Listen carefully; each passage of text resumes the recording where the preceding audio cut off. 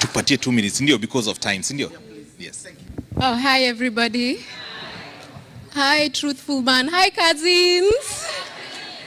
My name is Valentine Wanjiro Gethai. I'm here for representing the 625 movement, so June 25th movement. We are a number of us. Some of us are here, some of us are still coming, and we are Gen Zs. And Mheshimiwa, we are here to tell you the truth. And if we don't tell you the truth as Gen Zs, we are doomed to fail and Kasongo will be back in power. And that is the truth. We have many questions, but because of time, I won't address the questions. I'll just stick to the point. You need, Mheshimiwa, to start positioning yourself as a national leader, not as a tribal leader. And I know many people won't like what I'm saying, but it's the truth. The first mistake that has been done in this event is speaking Kikuyu. And me, I'm from Madeira, Karandi, Numete Wito. So not everyone knows Kikuyu, but I know a little bit. And unless that is addressed, then all this will be for nothing. Because the moment we position ourselves as Kikuyu, another tribe also positions themselves as a certain tribe. And before we know it, we are back to the same problem. I watched a speech about you in Boston, and the speech was a good speech, but there is something you said that Kikuyus are more hardworking, I'm paraphrasing, economic, we've grown the country. But we have done that because we are a beneficiary of the system of Jomo Kenyatta.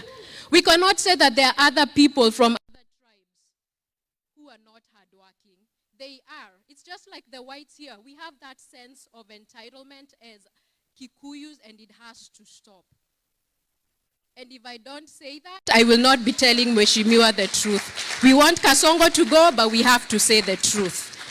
And what else? Right now I can't think of any other thing because we are still waiting for the program, but thank you so much. Thank you. We are going to have time to ask questions.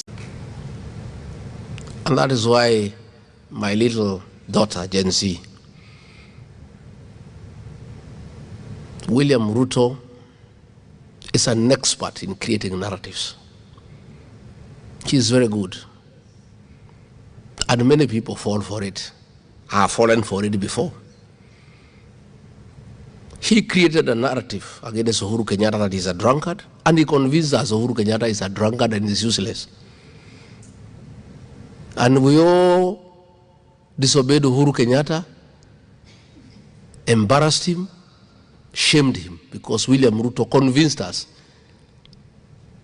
that Uhuru Kenyatta is a drunkard, is a useless man. And he deceived all of us. We hated our own president, our own son, and refused to listen to him. He is very good at creating narrative. That narrative that Rigathi Gachagua is tribal is a narrative created by William Ruto because there is nothing else he can say about me. I have not been involved in corruption. Had I been involved in corruption, he would have been taken me to court by now. Had I done a single deal with the government, today I will be in prison. He has nothing against me because anything I have said has come to pass and people know I'm a man of integrity. So he says is that Rigathi Gachagua is tribal. But nobody listens in Kenya. The reason being, Rigathi Gachagua is not tribal because when William Ruto stood as president, he was not Kikuyu, he was Kalenjin. There was a candidate called Mwaura Wahiga. If I was tribal, I would have supported Mwaura, not William Ruto. When things were working for him, he had such kind words about me when I was supporting him. This guy is a people's person. He cares for the ordinary people. He's a great mobilizer. He loves his country. You play the clip, what he said on May 15 when he unveiled me as running mate. It was the best poem I've ever had in my life. He had such lovely and kind words about me. But now that I disagreed with him to tell him you cannot kill children, you cannot steal the country's wealth, then he says Rigathi Gachagua is a tribalist. My daughter, please, don't fall into that narrative. When you are here, you talk about Kenyans, you don't talk about America. Every group of people have some identity. Never allow anybody to make you feel embarrassed about who you are and where you come from. That narrative by William Ruto is meant to intimidate the Kikuyu nation and to make us feel sorry about who we are and challenge our capacity to work hard. And that is why when I get an opportunity, I must remind the country that the Mount Kenya people have not been given any advantage by anybody. They are wealthy, they are enterprising because they work hard.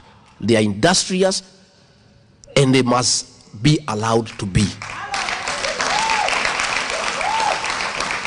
If I keep quiet,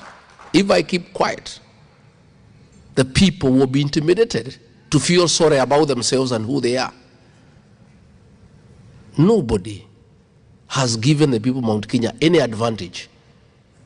If you want a loan, you must pay security. If you want a business, you must pay licenses. The people are simply hardworking. By me saying they are hardworking, I never said anybody else is lazy. No. I don't believe in negative ethnicity, but I believe in affirming my people and who they are, and I defend them from intimidation.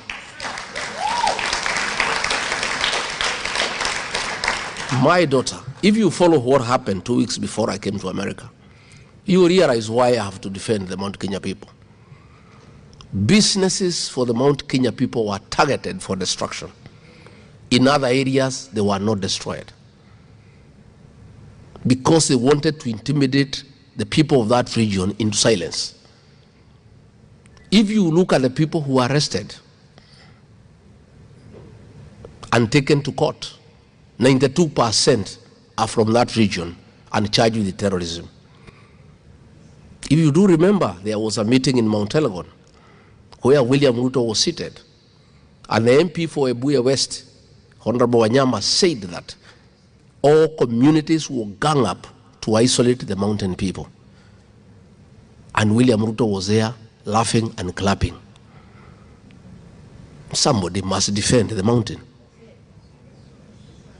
If all of us get intimidated and allow the people to be intimidated and to be made to feel sorry as to who they are, what happens? And I say, I don't have to be president. I don't have to be anybody in Kenya. And if I'll be nobody, because I stand with people, let it be.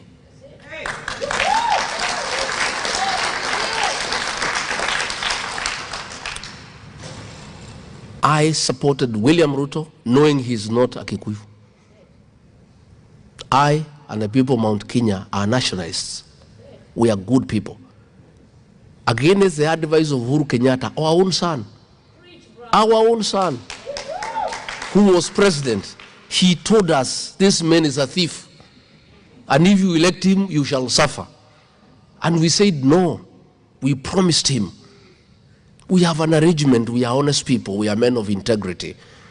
Let us give him a chance, because we are not tribal. Had we been tribal, we would have listened to Uhuru Kenyatta, our own son. So let nobody tell us that the Mount Kenya people are tribal. Please give us a break. We are not. We are good people. And that is why you find today all other communities are happy to work with us.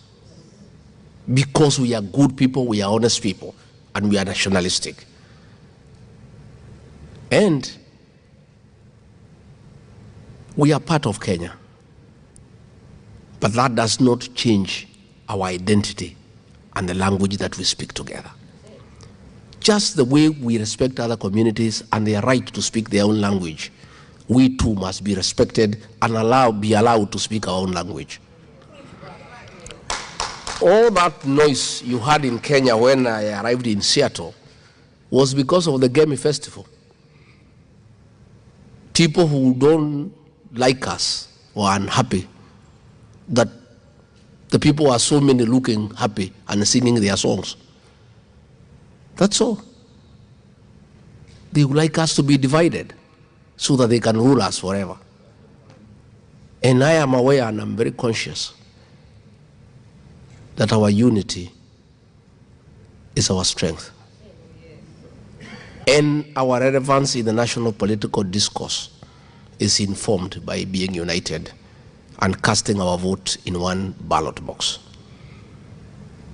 So I want to assure you, my daughter, we are good people and we are national. And I work with everybody. And I have traveled. I was in Ukambani. I was received like a king.